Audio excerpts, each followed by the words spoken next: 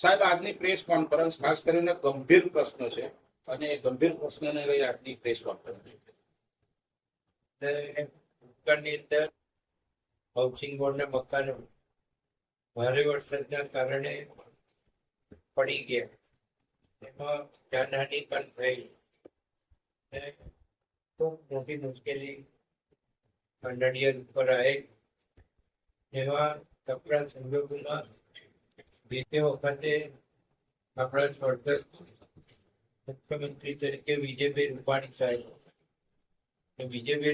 સાહેબે જાહેરાત કરીને આ મકાનો ફરીથી બનાવી આપવાનું નક્કી કર્યું. એ મુજબ ઘણી બધી વખત ટેન્ડરિંગ પ્રોસેસ થયા અને ટેન્ડરિંગ પ્રોસેસ દરમિયાન સરકારને અનુકૂળ અને ટેન્ડરની પ્રક્રિયામાં ફક્ત એક જ પાર્ટી ભાગ લેતી હોવાથી સરકાર કઈ કામગીરી કરી શકતી નથી. ત્યારથી માનનીય મુખ્યમંત્રી તરીકે ભૂપેન્દ્રભાઈ પટેલ સાહેબ આવ્યા, ત્યારથી ફરીથી મેં આના માટે વખતો વખત રજૂઆત કરી અને આની ટેન્ડર પ્રક્રિયા થાય એના માટે વિનંતી કરી. એના માટે એમને અને ખાસ કિસ્સો તરીકે કરીને આ મકાનો ફરીથી થાય એના માટે ટેન્ડર પ્રક્રિયાઓ શરૂ કરી.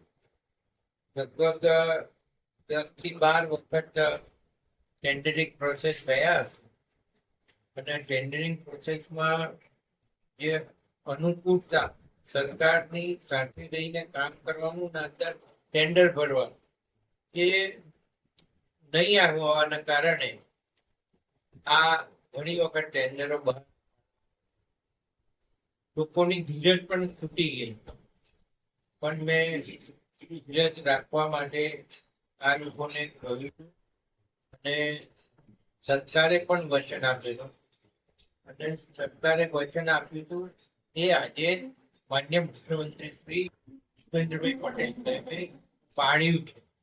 અને આજે મને કહેતા આનંદ થાય છે કે લગભગ 133 કરોડના ખર્ચે 18 બ્લોક G7 ટાઈપના 900 મકાનો આપણા બનાવવાનું ટેન્ડર બહાર પડ્યા પછી એને ભૂપેન્દ્રભાઈ પટેલ સાહેબે ખાસ કિસ્સા તરીકે મંજૂરી આપી દીધી છે. અને મંજૂરી આપ્યા પછી હવે આ આગળની તમામ કાર્યવાહી શરૂ કરવામાં આવશે.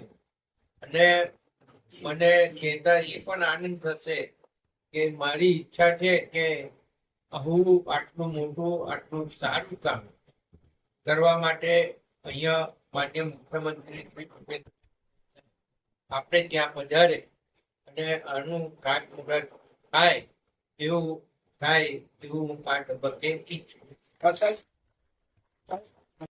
એવું મનાય છે, કારણ કે આટલા વર્ષોથી આ કામ ખોળંબે ચડ્યું. હવે કેટલી ખાતરી આ કામ બહુ જલ્દી થશે ને કેટલા સમયમાં થશે? અહીં સરકારી અધિકારીઓ અને કોન્ટ્રાક્ટરને બધા બેઠા છે, એટલે આ એકદમ ઝડપી પ્રક્રિયા આગળની શરૂ કરવાની શરૂઆત થઈ જ ગઈ અને બને એટલું જલ્દી મેં કહ્યું એમ કે આપણે આ બધા પ્રોસેસ પૂરા કરી અને માન્ય મુખ્યમંત્રી શ્રીના હસ્તે જ્યારે ખાતમુહૂર્ત કરાવવું ત્યારે સ્વાભાવિક બાબત છે કે ખૂબ જલ્દીથી આ ખાતમુહૂર્ત થાય એવા પ્રકારના મારા પ્રયત્નો રહેશે. પણ એટલું જરૂર કહું કે લોકોએ જે ધીરજ રાખી અને ધીરજ રાખ્યાની સાથે સાથે આ જગ્યા એવી હતી કે જેના કારણે ટેન્ડર નહોતા ભરાતા અને એ ટેન્ડર નહીં ભરાવાના કારણે આ લોકોનું કામ ના થયું.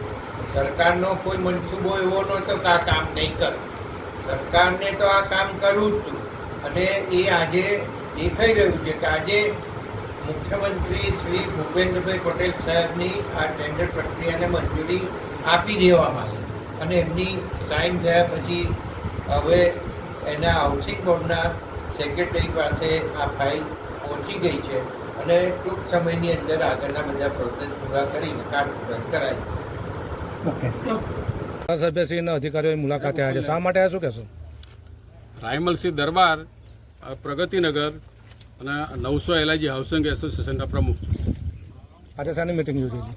આજે આ 900 એલઆઈજી હાઉસિંગ એસોસિએશનના જે મકાનો જે પડી ગયેલા અને રીડેવલપમેન્ટની અંદર બધા જોડાયા છે એની મંજૂરી પંકજભાઈ દેસાઈ સાહેબ ધારાસભ્યશ્રી દ્વારા એમને ત્યાં જઈ ગાંધીનગર ખાતે મંજૂરી મળી ગયેલી છે અને એના માટે હાઉસિંગના અધિકારીઓ અને પંકજભાઈ દેસાઈ સાહેબ અને બિલ્ડર હાજર રહેલા અહીંયા આગળ અને રહીશો હાજર રહેલા અહીંના. એમાં શું થયું? મિટિંગમાં ચર્ચા શું થઈ? મિટિંગની અંદર કે બધી પ્રક્રિયા પૂરી થઈ ગઈ છે, મંજૂરી મળી ગઈ છે અને ટૂંક સમયની અંદર કામગીરી ચાલુ થઈ જશે. કેટલા કુલ મકાનો અહીંયા બનશે એવું કંઈ ખબર પડી? 900 મકાન બનશે. ઓકે.